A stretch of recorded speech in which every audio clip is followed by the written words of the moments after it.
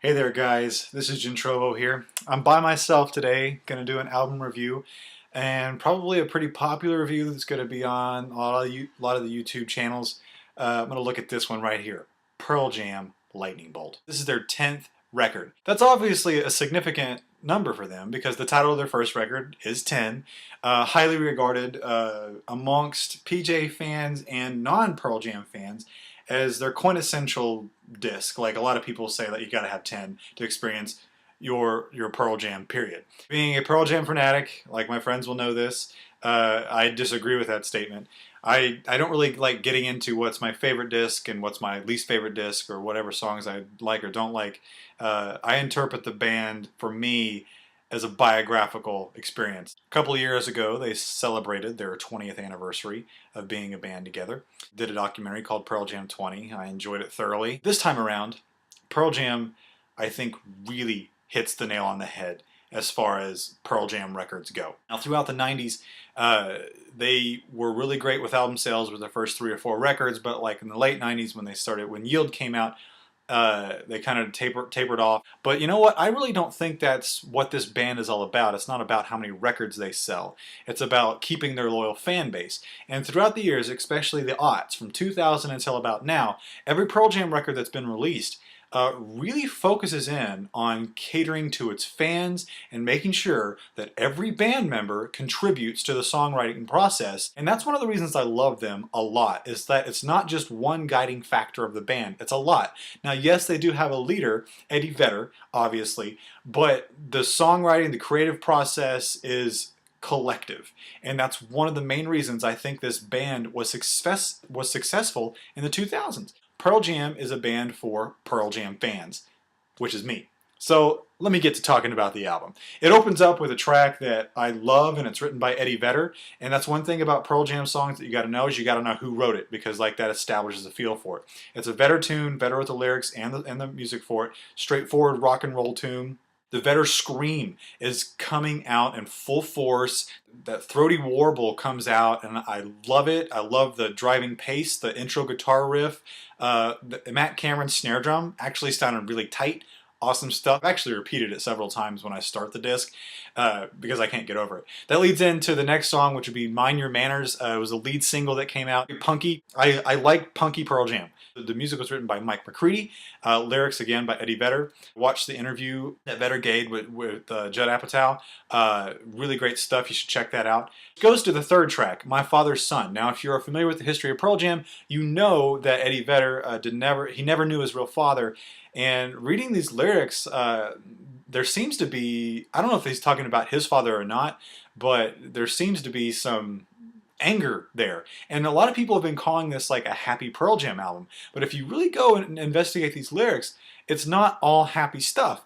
And this song is one of those first instances where you kind of get a sense of like, this isn't happy Pearl Jam. Pay attention to the lyrics. It has like these like little triplet things towards the end, like this surfy guitar going on that Stone Gossard provides. And he did an interview, which I read on Stereo Gum the other day, that kind of talks about that's the fun part that he had during that song, was providing that sound. My Father's Son was a Jeff Ament song. And typically out of all the Pearl Jam songs that I like, Jeff Ament's tracks tend to me to be ones that I don't necessarily get into more than the others. I do love Jeff Ament. I was a huge fan of the Three Fish when that was a thing a long time ago. This Ament track is one of my favorite Jeff Ament tracks he has ever written. I just love the feel of it. And so far, the 1, 2, 3 Pearl Jam tracks, Opening in Your Face, it kind of resembles Backspacer a little bit. But then on the 4th track, with probably their most controversial tune to all PJ fans so far, Sirens, they turn the album on its head, which I really appreciate. I did not like this song the first time I heard it. I didn't get the feel of it. But then at the end, when they started doing the harmonized vocals, it caught me. It started getting in my head. And then I went back, re-listened to it, studied the lyrics a little bit more, and then I was getting to the song more and more and more. It reminds me of Light Years a little bit from Binaural. Watching these YouTube clips that Pearl Jam's putting out, I saw the Steve Gleason interview, and watching him and Eddie Vedder discuss the lyrics to these tunes is extremely heartbreaking. Watching Eddie Vedder kind of cry and tear up about that subject matter really got me into that song a lot. Title track, Lightning Bolt. The end of this song makes my skin get goosebumps. I love this track. The beginning of it has like a straightforward little chunky guitar riff, and it's kind of quintessential Eddie Vedder writing. Then it gets into the metaphorical sense that he tends to use in his lyrics. But Lightning Bolt, I can understand why they titled this album Lightning Bolt, because it's explosive. It comes to you like snap. It brings you this heavy hitting stuff, and the lyrical content. Again, this is a straight Vedder track. He wrote the music and the lyrics for this one, and I loved it. Thought that was a great track. Infallible is where this is the PJ term. Is usually in Pearl Jam albums, they go along in a certain direction, and then by fifth, sixth track they take a turn, meaning that they kind of change up the pace of the album, they change the tone and the feeling of the album. And Infallible is definitely that track. Of the sense of and the feel of the song. It has like this little kind of dragginess. The chorus is kind of free flowing, and it kind of like brings you in and lifts you back down, which leads into the next track, Pendulum, which I've read that it was actually recorded for Backspacer, but they put it onto here. Pendulum is like an eerie type of sounding track, very slow paced, very just melodic, and the tone of the record again kind of continues with that moodiness. Swallowed Whole. This is kind of like one of my favorite songs on the record. It's another Vedder-led track. Starts off with this nice little acoustic guitar riff that's similar to a lightning bolt riff. Fun, very fast, very pulsating. Love it. Let the records play. I didn't know what to think of that at first. It's kind of like with the whole thing with Sirens.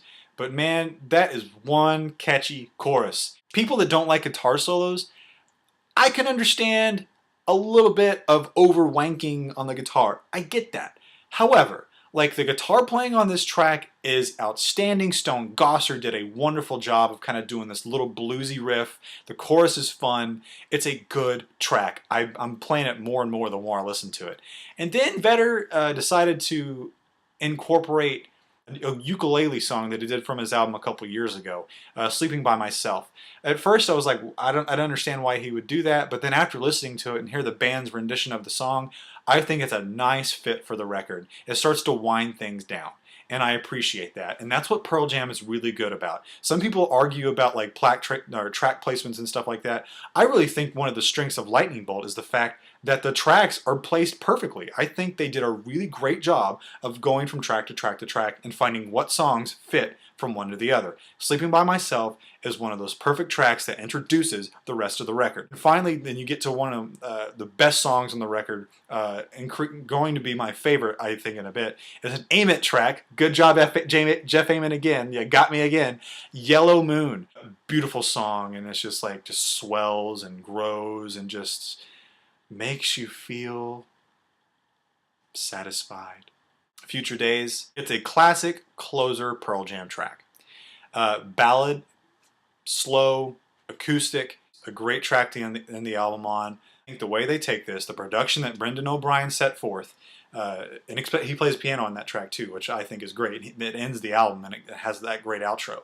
It's a good message to end the album on. I'm very satisfied with Lightning Bolt. As far as production goes, like I'm putting it in the 9s. I always do with Brendan O'Brien.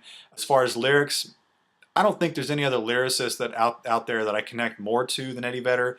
I think you might know where I lie on that. I'm putting this down as like one of the best PJ records I've heard in a while. I like PJ records. I hadn't heard one that I've disliked ever. And, you know, people disagree with that, I understand, but, like, this is my favorite band of all time. Lightning Bolt, it's climbing the ladder of, like, hey, man, this thing is a classic. It's going to go down as a great rock and roll record of 2013. 2013 is not a year of rock and roll. We know this. But Pearl Jam is going to stick around. They're going to do their thing, and I, as a PJ fan, appreciate that. And thank you, Pearl Jam. Thank you. Anyway, if you want my final score, I'm going to say 93 out of 100. And that's probably going to be pretty high according to some other people. But you know what? I love it. I'm going to listen to it for a while. It's going to make my top 20 list of the year. And I'm having a feeling that it might be the #1 album because it's going to be tough to beat.